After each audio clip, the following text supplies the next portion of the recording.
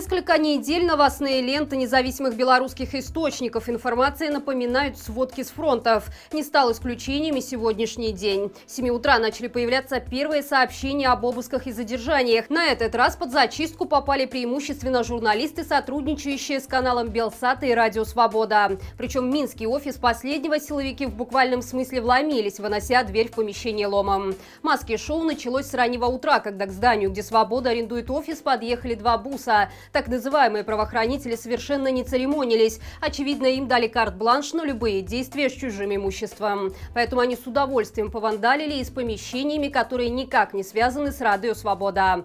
После их вмешательства часть дверей с электронными замками перестала открываться. Помимо этого, визитеры вырвали все камеры наблюдения на этаже, где работает радио. В самом офисе помимо входной выломали еще две двери. Как говорится, гулять так гулять. Помимо этого происходили точечные обыски и задержания. По состоянию на 9 утра известно о задержании не менее 13 независимых журналистов по всей стране. Не обошлось и без курьезов. Силовики чуть не вломились в квартиру, где проживал представитель их вида, когда пришли с обыском к руководителю правовой инициативе Виктории Федоровой. Женщина находится не в Беларуси, а свою квартиру сдавала милиционеру. Пожалуй, это мечта каждого белоруса – увидеть немую сцену встречи силовиков в такой ситуации. 20 дней понадобилось псевдосуду, чтобы вынести неправомерный приговор фигурантам дела студентов, по которому проходит 12 человек. 11 из них – любительница больших политических сроков. Судья Советского района Минска Марина Федорова отправила в тюрьму на 2,5 года. И только студент Глеб Фицнер получил на полгода меньше за то, что признал свою вину. Согласно материалам дела, обвиняемые блокировали в вузах коридоры и проводили лестничные марши, чем затрудняли проход студентов, преподавателей и посетителей. Более того, молодые люди якобы разработали план по привлечению студентов и преподавателей к участию в акциях и их информационному освещению. А преподаватель Ольга Филатченкова все это дело координировала. И хоть доказательств всему вышесказанному не нашлось, на результат дела это никак не повлияло. Правда, непонятно, зачем нужно было почти месяц разыгрывать комедию и делать вид, что разбирательство проходит по всем пунктам закона.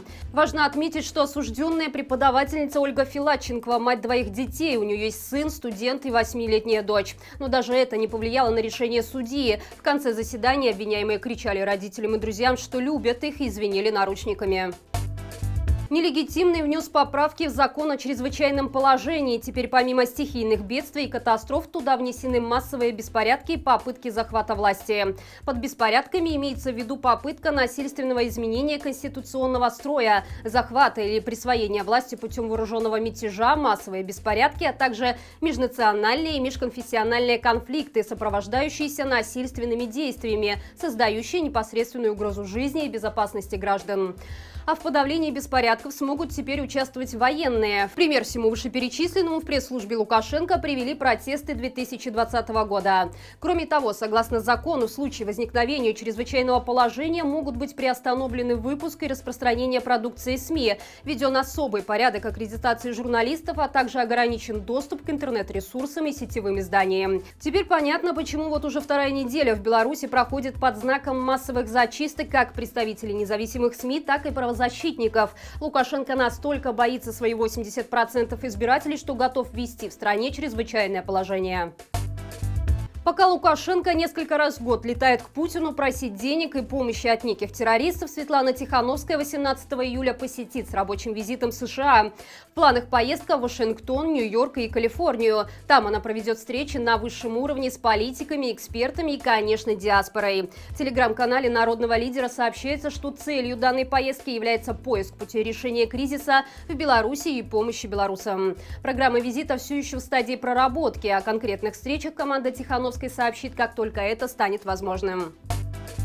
Славянский базар в Витебске распахнул свои двери миру, а открыл этот праздник жизни российский исполнитель Григорий Лепс. Несмотря на внушительную аудиторию поклонников и рюмки водки на столе, в городе все же нашелся адекватный человек, который осмелился сделать Лепсу замечание. В интернете обсуждают инцидент, который произошел на площади Победы, где артист готовился к выступлению. Во время его репетиции к сцене подошел мужчина с ребенком и спросил, цитата, «Лепс, тебе не стыдно?».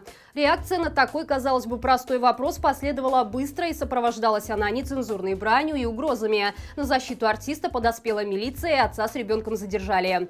Человека, который снимал происходящее на видео, неизвестный в гражданском, заставил все удалить и спрятать телефон. Мы не знаем, насколько эта история может быть правдивой, но судя по поведению, к примеру, певицы Славы, которая совсем недавно посылала белорусов на 3 буквы, всякое может быть.